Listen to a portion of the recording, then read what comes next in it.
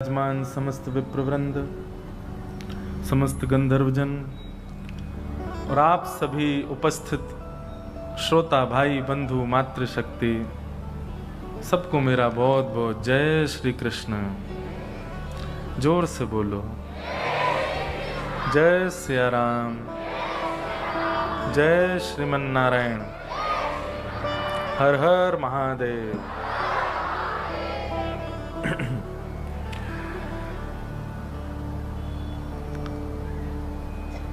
परम आनंद और सौभाग्य का विषय है। ठाकुर जी की महती कृपा से भोजराज की पावन भूमि एवं भारत के हृदय स्वरूप मध्यस्थ विराजमान मध्य प्रदेश की राजधानी भोपाल और उसका ये सुंदर मंडदीप का ये प्रांगण जहाँ ठाकुर जी विराजमान हैं और आप सभी वैष्णव जन एकत्रित हुए हैं भगवत चर्चा के लिए। बड़ी मशक्कतों के बाद ये कथा हो रही है। जो कथा के निमित्त मात्र आयोजक हैं उनको पता है कि कितनी परीक्षाएं ठाकुर जी लेते हैं तब जाकर के कथा का क्रम हो पाता है। कितनी बार क्रम बने, क्रम बिगड़े, व्यवस्थाएं बनी, व्यवस्थाएं बिगड़ी। व्यवस्था बिगड़ती नहीं है कथा में, एक बात सदा याद रखना, भगवत कार्यों में कभी व्यवस्था बिगड़ती नहीं है, बल्कि और व्यवस्थित हो उसकी प्रतीक्षा होती है। शायद जब आप चाहते थे तब अगर ये कथा होती तो शायद इतनी व्यवस्थित ना हो पाती या कुछ ना कुछ उसमें व्यवधान आ जाता। तो कथाओं के संबंध में या भगवत संबंध में कोई भी क्रिया जब रुक जाए तो उसको विघ्न नहीं मानना चाहिए। वैसे तो जीवन में कोई भी स्थिति में आपका कोई कार्य रुक जाए तो उसको विघ्न मत मानो, ठाकुर जी का अनुग्रह मान करके शायद कुछ और भला हो ये सोच करके उसको भूल जाओ। कोई कार्य करना चाहते थे लेकिन व्यवधान आ गया, रुक गया बीच में, अब आप सोच रहे हैं विघ्न आ गया, व्यवधान आ गया, कुछ गड़बड़ हो गया। नहीं, वैष्णव का स्वभाव है वो जीवन में आने वाली हर स्थिति को ये समझेगा शायद अभी अनुकूल नहीं थी, ठाकुर जी ने कोई और सुंदर समय सोच रखा है, तब ये होगा। सदा याद रखिए, वैष्णव के जीवन में कभी विघ्न नाम का शब्द होता ही नहीं है, उसकी डिक्शनरी में विघ्न शब्द नहीं होता। विघ्न होना और क्या बोलते हैं अपसगुन होना, यह संसार जिन जिन चीजों पे बहुत भरोसा रखता है, ऊपर के चक्कर होना आदि आदि भाव हैं। किसी ने टोना टोटका करवा दिया है मेरे ऊपर, ये बात होना, ये सब वैष्णव इन सब चीजों से परे होता है। उसके चित्त में ये भाव कभी उत्पन्न नहीं होते, वो तो सदा इस भाव में रहता है कृष्ण प्राप्ति करम सस्वत, और दूसरा कृष्ण ग्रह ग्रहीत आत्मा।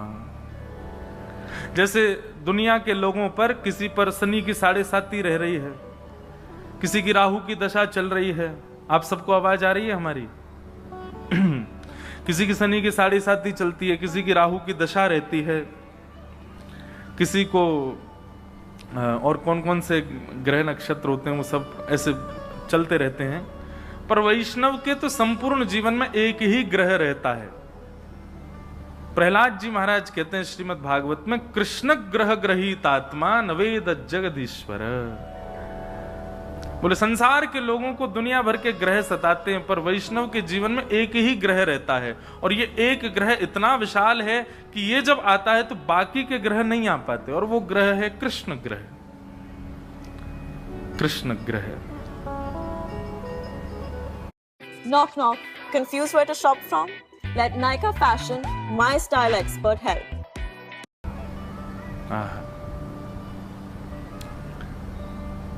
मीराबाई के चित्त में, मीराबाई के जीवन में कृष्ण ग्रह था। भक्त श्री सूरदास जी के चित्त में, उनके जीवन में कृष्ण ग्रह था। ये सब वो वैष्णव हुए जो कृष्ण ग्रह में अपना संपूर्ण जीवन व्यतीत किए, और जिसके जीवन में कृष्ण ग्रह, उसके जीवन में अन्य ग्रह फिर नहीं आते। मुझे आज अभी तो श्लोक याद नहीं, पर कल जरूर ऐसा भाव रखूं। मैं हर बार हर कथा में जहां भी श्लोक भूलता हूं कहता हूं कल सुनाऊंगा, नहीं सुना पाता, लेकिन यहां पक्का सुनाऊंगा। एक श्लोक है श्री जगन्नाथ जी के संपूर्ण विग्रह में सारे ग्रह विद्यमान हैं।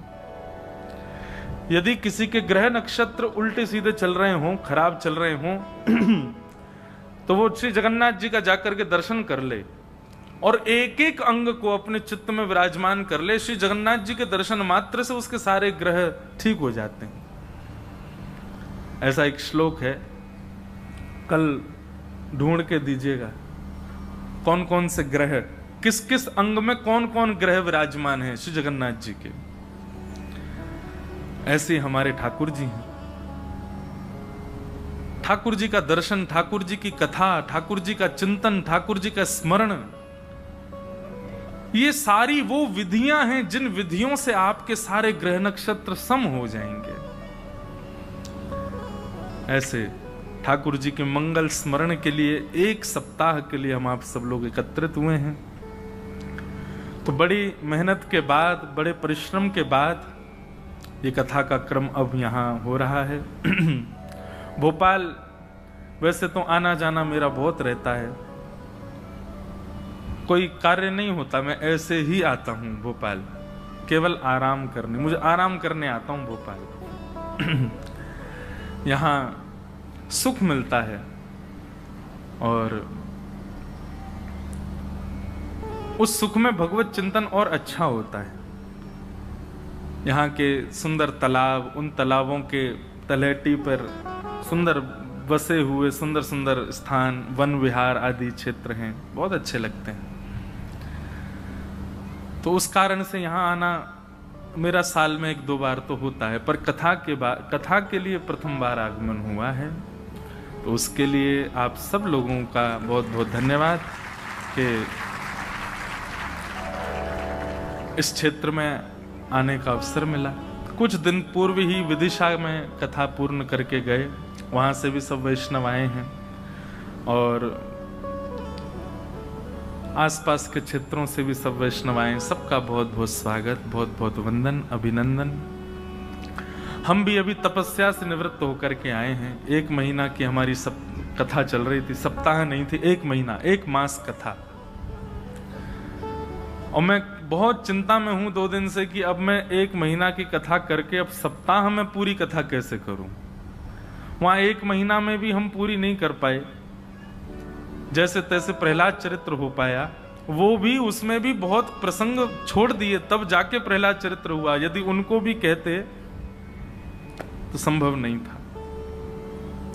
बंधुओं, एक बात कहें, यदि आज से मैं कथा प्रारंभ करूं और अंतिम दिन की घोषणा ना करूं, अंतिम दिन कब बोले, अंतिम श्वास जब होगी तभी अंतिम दिन है, तो भी मुझे पूर्ण विश्वास है मैं पूरा जीवन भी बोलता रहूं तो भी भागवत की कथा विश्राम नहीं हो पाएगी, पूरी नहीं हो पाएगी।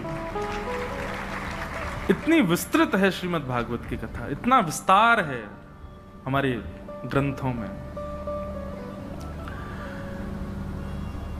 लेकिन ये संकल्प ठाकुर जी ने वैसे दिलवा ही रखा है कि जब तक प्राण है, जब तक जीव है, बोलते ही रहो, शांत मत रहो, कहते रहो। और वो सेवा चल रही है। 23 तारीख तक है ना यहाँ कथा। 23 तारीख को यहाँ कथा विश्राम करके फिर 26 से बंबई में कथा का प्रारंभ करेंगे। 23 तारीख तक खूब आनंद से आप लोग कथा में पधारिए। कुछ नियम है, उनका ध्यान रखिएगा। सबसे पहला नियम, कर्ण पिशाचनी को स्विच ऑफ रखिएगा कथा में। हाँ, वो कर्ण पिशाचनी है, उनको आप फ्लाइट मोड पर रखिएगा। दूसरी बात, मन बुद्धि चित्त तीनों को आप यहां प्रस्तुत रखिएगा व्यास मंच की ओर। एक क्षण के लिए भी आपकी चित्त वृत्ति कहीं अन्य स्थान पर ना जाए, ये विचार कीजिएगा। तीसरा, हो सके तो एक आसन में बैठ करके कथा सुनने का प्रयास कीजिएगा।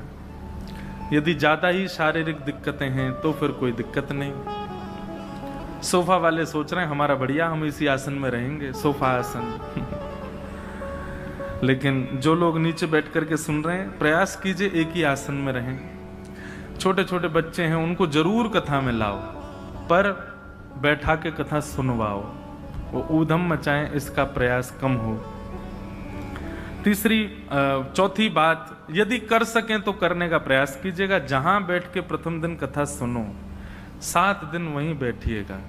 जिस प्रकार देखो व्यास के नियम है ना, समय पर आकर के बैठ जाना, एक आसन में बैठना, एक ही जगह पर बैठना, ज्यादा हिलना डुलना नहीं, केवल मन बुद्धि चित्त वाणी सब कुछ भागवत जी में ऐसे ही श्रोता को भी होना चाहिए। बस श्रोता का एक लक्षण कम है, उसको बोलना नहीं है, उसको मौन रहना है। तो इन नियमों का आप सब लोग पालन कीजिएगा। कोई भी जिज्ञासा मन में उत्पन्न हो, प्रश्न आवे, तो तर्क वितर्क कुतर्क की भावना से प्रश्न मत कीजिएगा। जिज्ञासा की भावना से, कुछ पाने की भावना से आप प्रश्न लिख करके हमारे आने से पूर्व दे सकते हैं। जितना स्मृति में है, जितना गुरुजनों से प्राप्त है, या ठाकुर जी जितना अनुग्रह करेंगे, ऐसा नहीं है कि हम बहुत ज्ञानी हैं, हम तो बिल्कुल कुछ नहीं जानते। ठाकुर जी के अनुग्रह से जो उत्तर समझ में आएगा उसका उत्तर देने का प्रयास करेंगे। कीर्तन हो, प्रयास कीजिए कि आप सब लोग करताल बजा के गाओ। और नृत्य की भावना यदि उत्पन्न हो तो तब तक मत उठिएगा जब तक आपके वश में आपके पैर ना हो। जब लगे कि नहीं अब वश में है ही नहीं, तभी नृत्य कीजिएगा। नहीं तो बैठे बैठे ही आप लोग आनंद कीजिए, करताल बजाओ। प्रयास कीजिए तन थिरके, ये जरूरी नहीं, मन थिरकना चाहिए। मन रूपी मयूर नृत्य करे भगवत कीर्तन में। और बंधुओं एक बात कहें, वास्तव में ये बात सत्य है, नृत्य तभी होना चाहिए जब आपके वश में आपका शरीर ना हो। सोच बूझ करके अगर आप नृत्य कर रहे हो तो वो फिर नृत्य कहीं ना कहीं आडंबर मान लिया जाएगा।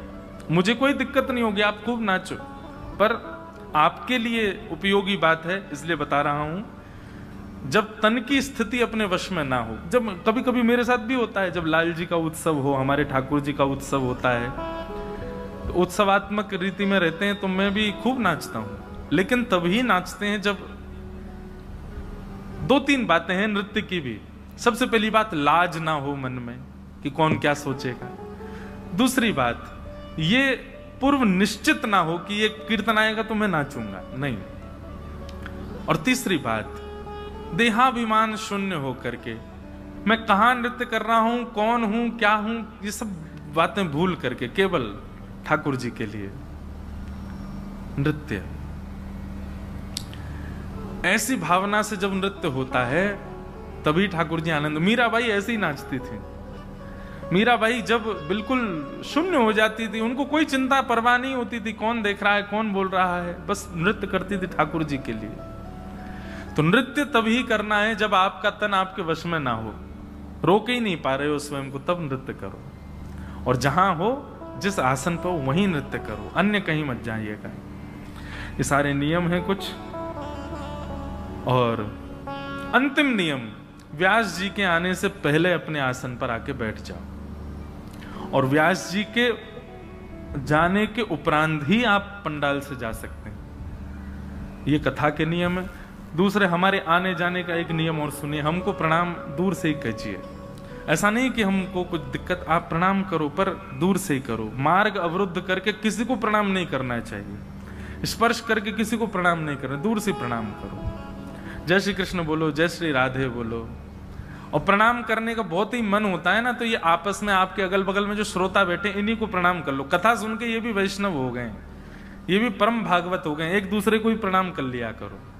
कथा सुनते सुनते बगल वाले के पैर छू लिया करो, बोले जय हो, तुमको ही प्रणाम है। और बगल में पत्नी हो तो डबल प्रणाम कर लेना। ये बात कोई आपको हंसाने के लिए नहीं है। यत्र प्रविष्टो सकलोपि जंतु आनंद सच्चिद घनताम उपैति। इस प्रांगण में प्रवेश होने के बाद आप मानव नहीं हो, आप सामान्य नहीं हो, आप ठाकुर जी के द्वारा, जैसे अभी इलेक्शन चल रहा है ना, हम जिसको इलेक्ट करेंगे वही जाकर के सत्ता में बैठेगा, ठीक वैसे ही ठाकुर जी जिसको सिलेक्ट करते हैं वही कथा में आके बैठता है। और ठाकुर जी किसी सामान्य को सिलेक्ट नहीं करते, आप सब भी सिलेक्टेड हो, इलेक्टेड हो। बस अब ये बात है कि इतने लोग सिलेक्ट तो हो गए, अब इस सिलेक्शन में से भक्त की पदवी, भक्त की पदवी क्या है? ठाकुर जी की गोद, वो किसको प्राप्त होगी वो 7 दिन बाद पता चले। 7 दिन में जो यहाँ के नियम कानून और पूरी कथा का सुंदर श्रवण करे, मनन करे, निध्यासन करे, ठाकुर जी की गोद उसको प्राप्त हो। जैसे मीराबाई गोद में है, सूरदास जी गोद में है, ऐसे अनेक भक्त हैं जो ठाकुर जी की गोद में किलोल करते हैं। हम भी, हमारा उद्देश्य भी वही है कि हमको वो प्राप्त हो। अब यहां तक तो आ गए, अब इसके बाद भगवत प्राप्ति ही उद्देश्य है। तो कई बातें हैं, इन सब चीजों का आप ध्यान रखिएगा। आज प्रथम दिन है, प्रथम दिन ज्यादा देर कथा तो नहीं होती, पर महात्म कहा जाता है। तो भागवत जी का महात्म हम लोग सुने, उस महात्म में जो महत्व बताया गया भागवत जी का, उनके मुख्य मुख्य भावों को सुनते हुए हम लोग आज के मंगल भाव में प्रवेश करते हैं। आइए बड़े प्रेम और भाव से सब लोग 2 मिनट जय जयकार करो। बोलो वृंदावन बिहारी लाल की, भागवत महापुराण की, सब संतन की जय जय श्री राधे। श्रीमद् भागवत का महात्मा और उसका प्रथम श्लोक। अभी नासिक में 1 महीने की कथा थी, 4 दिन तक महात्मा चला। अब यहाँ 2.5 घंटे में महात्मा कहना है। बहुत अद्भुत है भैया भागवत की कथा, एक एक विषय इतना विस्तृत है, उस पर कितना चिंतन किया जा सकता है। आइए बड़े प्रेम और भाव से सब लोग ठाकुर जी के चिन्मय स्वरूप, देखो ये व्यासपीठ के पीछे जो ठाकुर जी का चित्र है ना, ये किस लिए बनाया जाता है? ताकि कथा सुनते सुनते बीच बीच में आप इनको देखो और इनको देख करके अनुभव करो कि ये तो केवल चित्र है, वास्तविक में ठाकुर जी कैसे हों, कितने प्यारे, कितने सुंदर ठाकुर जी। और एक बात कहूं, ये चित्र 7 दिन में एक उद्देश्य से और कथा सुनिएगा कि इस चित्र में आपको कोई ना कोई अनुभव होना चाहिए। या तो ठाकुर जी की पलक झपकने का अनुभव हो, या थोड़ी मंद मुस्कान और तीव्र हुई है ऐसा अनुभव हो, कोई अंग ठाकुर जी का हिला है ऐसा अनुभव हो, ठाकुर जी का कोई वस्त्र हिला है ऐसा, और ये होगा, निश्चित होगा। बस आप नियम से, भाव से, प्रेम में भर करके कथा सुनो। ये ज्ञान का विषय कम है, वैराग्य का विषय कम है, प्रेम का विषय है भागवत। क्षमा कीजिएगा, 7 दिन बाद आप ज्ञानी नहीं बनोगे, आप वैरागी नहीं बनोगे, 7 दिन बाद आप प्रेमी बन जाओगे। आपके अंदर प्रेम आ जाएगा, जिसको देखोगे उसको भी प्रेम से भर दोगे, तो समझो कथा सुनी। आइए प्रवेश करते हैं। सच्चिदानंद रूपाय विश्वोत्पत्त्याय वयम्। आइए प्रवेश करते हैं। सच्चिदानंद रूपाय विश्वोत्पत्त्यादि हेतवे तापत्रय विनाशाय श्री कृष्णाय वयं नमः। यं प्रव्रजन्तमनुपेद अपेत कृत्यं द्वैपायनो विरह कातरया जुहाव। पुत्रेति तन्मयतया तर्वोऽभिनेदुः तं सर्वभूतहृदयं मुनिमानतोऽस्मि। श्रीमद् भागवत के महात्म का प्रथम श्लोक। सच्चिदानंद रूपाय। भगवान के 3 रूप हैं, और ये 3 रूप हम मानवों के भी हैं। कौन कौन से? सत्य, चैतन्य और आनंद। बहुत ध्यान से सुनिएगा सब लोग।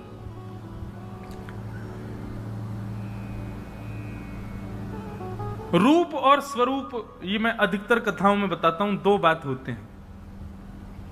रूप और स्वरूप में केवल इतना समझ लीजिए कि किसी अन्य को आकर्षित करने के लिए, किसी अन्य को दिखाने के लिए जो आप धारण करते हो वो स्वरूप है, और अपनों के लिए जो आपका रहता है वो रूप है। घर में आप कैसे भी रहते हो, पत्नी के सामने, बच्चों के सामने, माता पिता के, वो आपका रूप है। लेकिन जैसे कोई कहे चलो भाई कहीं बाहर जाना है, तो फिर आप स्वरूप धारण करते हो, फिर आप केश भी काटते हो, वस्त्र भी सदे हुए पहनते हो, थोड़ा मुख भी ठीक करते हो, तब जाते हो, वो स्वरूप है। ऐसे रूप और स्वरूप ये दो हम सबके होते हैं। बाह्य लोगों के लिए जो धारण है वो स्वरूप, अपनों के लिए जो है वो रूप। स्वरूप ठाकुर जी के अनंत हैं, बहुत सारे हैं। मतलब कहीं पर ठाकुर जी त्रिभंग लली हैं, कहीं पर गिरधर स्वरूप में हैं, कहीं पर ठाकुर जी लड्डू गोपाल हैं, कहीं पर पौड़े नाथ हैं, कहीं पर किसी रूप में, स्वरूप में, कहीं किसी स्वरूप। अनेक हैं ठाकुर जी के, सबके लिए अनेक रूप हैं। अनेक रूप रूपाय विष्णवे प्रभ विष्णवे। लेकिन स्वरूप ठाकुर जी का जो अंतरंग रूप, अंतरंग स्वरूप है, रूप है, वो तीन ही है, सत्य, चैतन्य और आनंद। सबसे पहला सत्य, ठाकुर जी सत्य है, वो त्रिकाला बाधित सत्य है। सत्य जिनके सामने कभी असत्य आप कह ही नहीं सकते, वो सत्य स्वरूप ठाकुर जी हैं। उनकी सत्ता कभी विलग नहीं होती। जब सृष्टि थी तब भी वो हैं, जब सृष्टि नहीं होगी तब भी वो रहेंगे, और जब आदि में सृष्टि नहीं थी तब भी वो थे, हैं और रहेंगे। ये तीन संबोधन जिनके लिए हैं वो सत्य है। था, है और रहेगा, उसी को सत्य कहते हैं। सत्य की सत्ता सदैव थी, है और रहेगी। जो पहले नहीं था, अब है और आगे रहेगा, वो भी सत्य नहीं हो सकता। सत्य तो अनादि से होता है। इसलिए सत्य का यदि मूल रूप देखा जाए तो वो केवल और केवल ठाकुर जी हैं, क्योंकि वो अनादि हैं, आज भी हैं और अनादि काल तक रहने वाले हैं। मैं एक वक्ता हूं, भागवत जी की कथा करता हूं, पर मेरे ना होने पर भी भागवत जी रहेंगी। मेरा जन्म अस्तित्व नहीं था तब भी वो थी, और कुछ समय बाद मैं नहीं रहूंगा तब भी भागवत जी रहने वाली हैं। क्यों? क्योंकि वो सत्य है। व्यासपीठ, ये भागवत की कथा, ये मेरे होने ना होने से इस पर कोई, तो मैं एक प्रकार से असत्य हूं, पर कथा सत्य है। ऐसे ही ठाकुर जी सत्य हैं, उनका प्रथम स्वरूप सत्य। सत्य इसलिए भी हैं क्योंकि उनके सामने कभी आप असत्य अपने अंदर टिका नहीं पाते। आप अपनी पत्नी से झूठ बोल सकते हो, बच्चों से बोल सकते हो, मित्र से बोल सकते हो, पर ठाकुर जी से कभी आप झूठ बोलने का कोई औचित्य नहीं है, क्योंकि आप भी जानते हो कि उनको सब पता है। तुम जानत सब अंतर्यामी, तुम जानत सब अंतर्यामी, करनी कछु ना करी, करनी कछु ना करी, मोरी राखो लाज हरी, मोरी राखो लाज हरी। तुम जानत सब अंतर्यामी। और ये अंतर्यामी भाव है हमारे अंदर, इसीलिए उनके सामने कभी असत्य नहीं बोलते हम।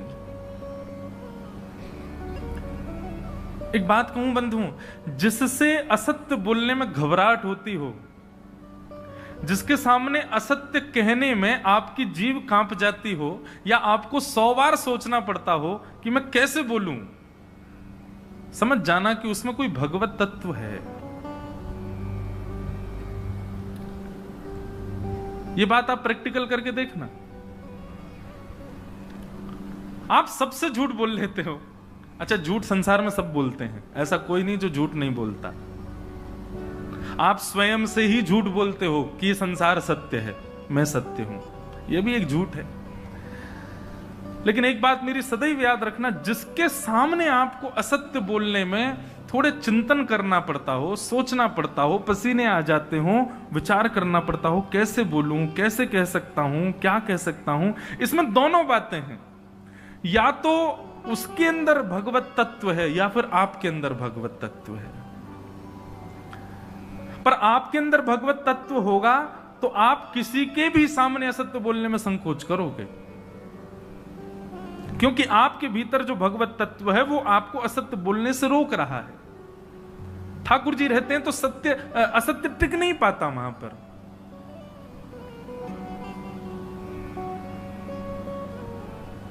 भगवान सत्य हैं, इसलिए प्रथम स्वरूप ठाकुर जी का क्या है? रूप सत्य। दूसरा रूप क्या है? अच्छा, एक और बात, कोई जगन्नाथ जी की उपासना करता है, कोई लड्डू गोपाल की सेवा करता है, कोई त्रिभंग ललित ठाकुर जी की सेवा करता है, मैं गिरधर लाल जी की सेवा करता हूं। पर इन सेवा प्रणालियों में यदि कोई सत्य की सेवा करता है तो वह भी एक प्रकार का अर्चक है, वो सत्य स्वरूप की सेवा करता है। वो संकल्पित है कि ज्यादा से ज्यादा मैं सत्य कहूं, तो वह भी एक प्रकार का अर्चक माना जाएगा और उसको भी उतना ही फल मिलेगा जितना मुझे आपको सेवा करके मिलता है। जितना मुझे और आपको गिरिराज जी की परिक्रमा करके, बद्रीनाथ जाकर के, जगन्नाथपुरी जाकर के जो फल मुझे और आपको मिल रहा है, वह एक सत्य संभाषण करने वाले को भी मिल रहा है, क्योंकि वो सत्य स्वरूप का उपासक है। तो प्रथम स्वरूप ठाकुर जी का सत्य। दूसरा स्वरूप, दूसरा रूप है ठाकुर जी का चैतन्य। चैतन्य मतलब ठाकुर जी चित स्वरूप हैं। चित स्वरूप का मतलब यह होता है कि वह उनका कोई एक स्थान नहीं है कि वो वहीं हैं, सर्वव्यापी हैं, सब जगह विद्यमान है। यहां वायु में भी उनका तत्व है, ये कण कण में वो विद्यमान है, हर जगह उनकी स्थिति है। इसको चैतन्य कहते हैं। अब हमारे अंदर क्या होता है, हम कई बार मंदिर के ठाकुर जी को अपने सेवा के ठाकुर जी से अधिक श्रेष्ठ समझ लेते हैं। श्रेष्ठ वो हैं, उनकी वर्षों से सेवा चली आ रही है, उनके नियम से सेवा होती है, ठीक है, स्थान की श्रेष्ठता तो है, पर आपके ठाकुर जी भी कोई कम श्रेष्ठ नहीं है, वो सम ही हैं दोनों। ये समत्व भाव कब आएगा आपके अपने ठाकुर जी और मंदिर के ठाकुर जी में? जब आप चैतन्य बुद्धि रखोगे। सर्वव्यापी हैं ठाकुर जी, सब घट विराजते,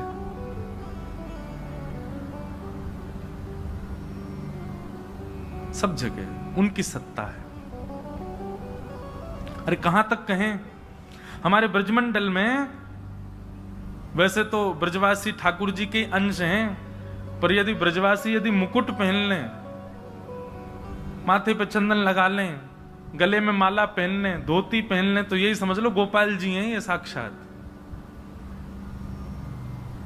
और इसके बड़े प्रमाण हैं हमारे ब्रज में। ठाकुर जी साक्षात चैतन्य है, वो सब जगह विद्यमान है। उनकी उपस्थिति के लिए कोई एक नियमित स्थान होने की आवश्यकता नहीं है। केवल मंदिर में है ऐसा नहीं, सब जगह विद्यमान है, हर जगह सर्वदा सर्वत्र हैं। इसलिए उनका दूसरा रूप क्या है? चैतन्य। ठाकुर जी का दूसरा रूप चैतन्य है, जो सबघट व्यापी है, सर्व स्थानों पर विद्यमान है, वो चैतन्य।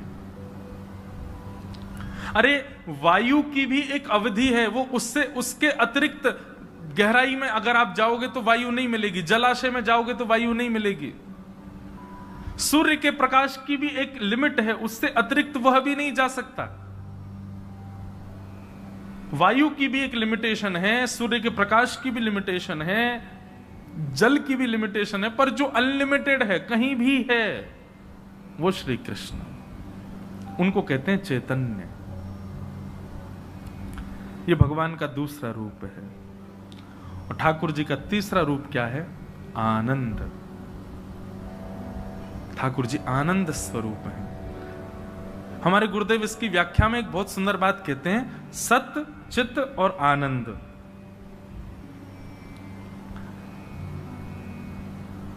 उस सत परमात्मा को जब तुम पूर्ण चैतन्य मान लोगे, बहुत ध्यान से सुनिएगा, उस सत परमात्मा को जब तुम चैतन्य मान लोगे, चैतन्य मतलब वो जड़ नहीं है, वो कोई धातु नहीं है, वो कोई पत्थर नहीं है, वो साक्षात चैतन्य है। उस सत परमात्मा को जिस दिन तुम चैतन्य मान लोगे, उस दिन तुम्हारे जीवन में आनंद आ जाएगा। तो सच्चिदानंद।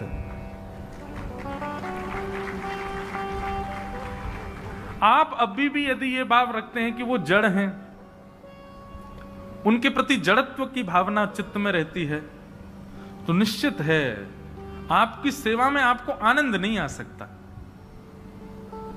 आप कथा सुनते समय वक्ता के मुख से निकलने वाले शब्दों को केवल शब्द मानते हैं, तो ये जड़ वस्तु है, जड़ भाव है। पर वो शब्द ना होकर के साक्षात ठाकुर जी ही शब्द रूप में हमारे कानों में आ रहे हैं, ऐसी भावना रखते हैं, तो ये कथा के प्रति चैतन्य भाव है।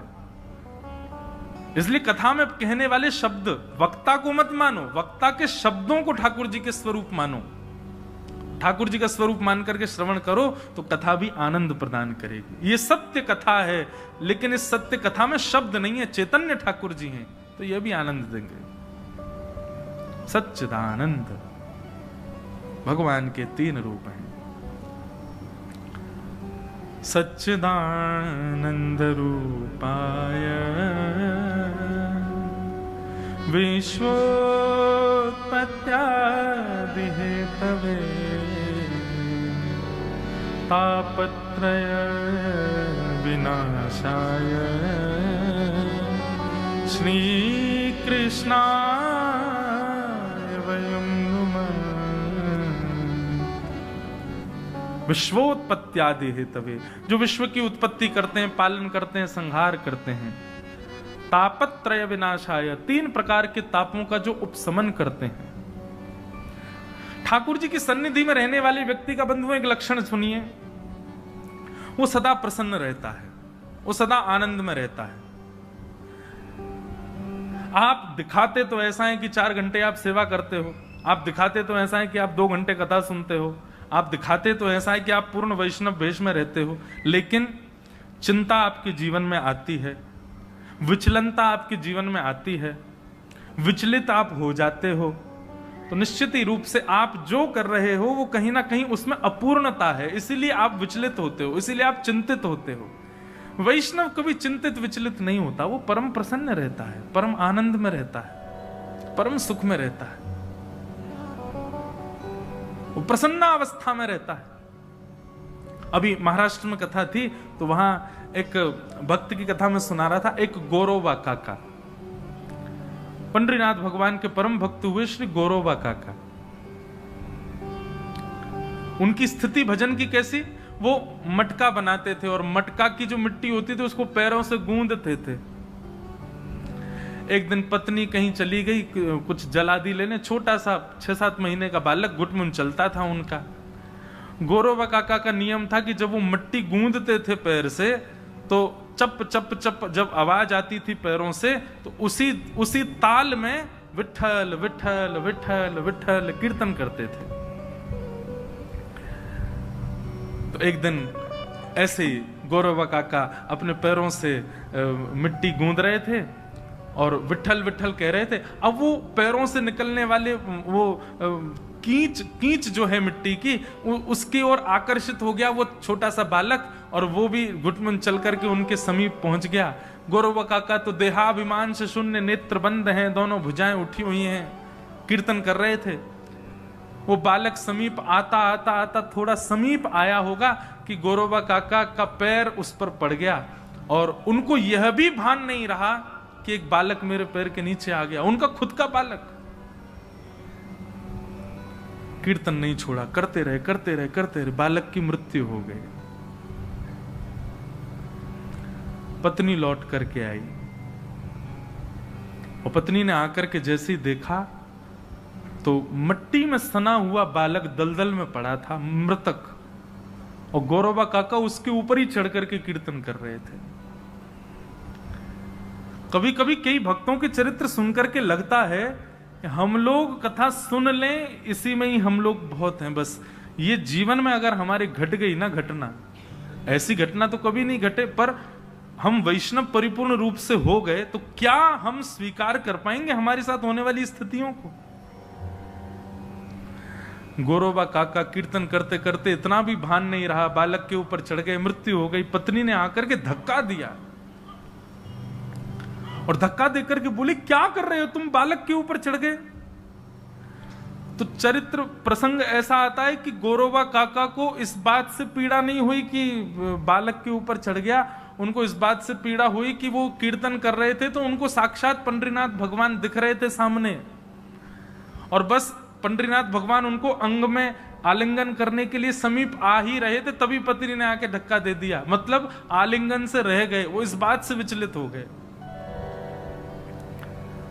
अब गलती तो हो गई, पत्नी बड़ी नाराज, पत्नी ने तो मन बना लिया अब आपके साथ तो कभी नहीं रहूंगे। गौरवा काका ने भी कहा कि ठीक है, मेरे विट्ठल के मिलन में जो बाधा बने मैं भी उसका कभी स्पर्श नहीं करूंगा।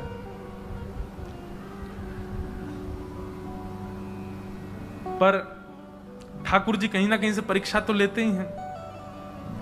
अब कथा तो बहुत बड़ी है। एक और ब्याह हुआ गौरव काका का, उन्हीं के छोटी बहन के साथ ब्याह हुआ, क्योंकि सबने कहा कि वंश आगे बढ़ना चाहिए, कैसे भी गौरवा काका का वंश आगे बढ़े, आदि आदि ऐसी कथा है। एक बार उन्होंने प्रण लिया था कि मैं स्पर्श नहीं करूंगा, पर रात्रि शयन के समय गलती से स्पर्श हुआ तो गौरवा काका को इतनी ग्लानि हुई कि दूसरे दिन अपने दोनों भुजाओं को काट दिया। क्यों? क्योंकि उन्होंने पंडरीनाथ भगवान की सौगंध खाई थी कि मैं अपने हाथों से कभी पत्नी का स्पर्श नहीं करूंगा। और मन में विचार करने लगे, अरे मैं तो निद्रा में चला गया, तुम लोगों ने कैसे पंडरीनाथ भगवान की सौगंध को तोड़ दिया, स्पर्श कैसे किया? दोनों भुजाएं कटवा दी अपनी। जीवन पर्यंत बिना भुजाओं के रहे, कभी उनको ग्लानि नहीं हुई।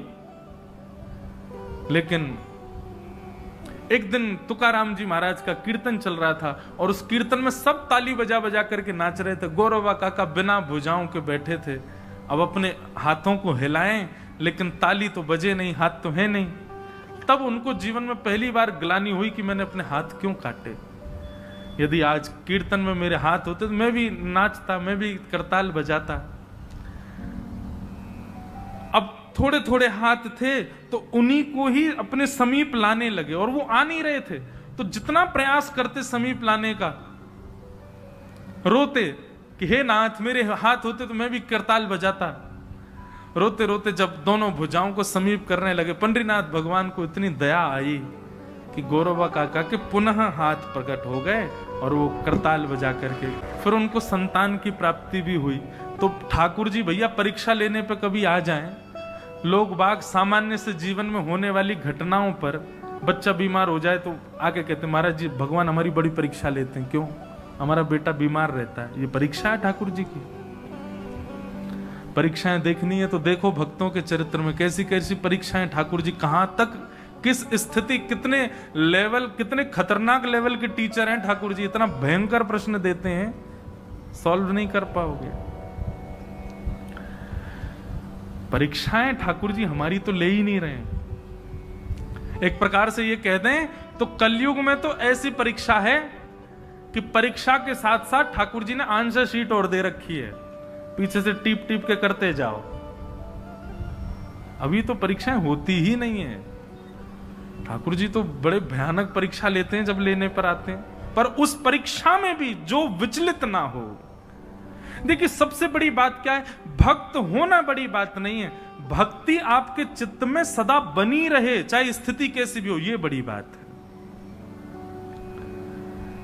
ब्याह होना बड़ी बात नहीं है, संबंध बना रहे ये बड़ी बात है। ज्ञानी होना बड़ी बात नहीं है, पर ज्ञान सदा बना रहे ये बड़ी बात।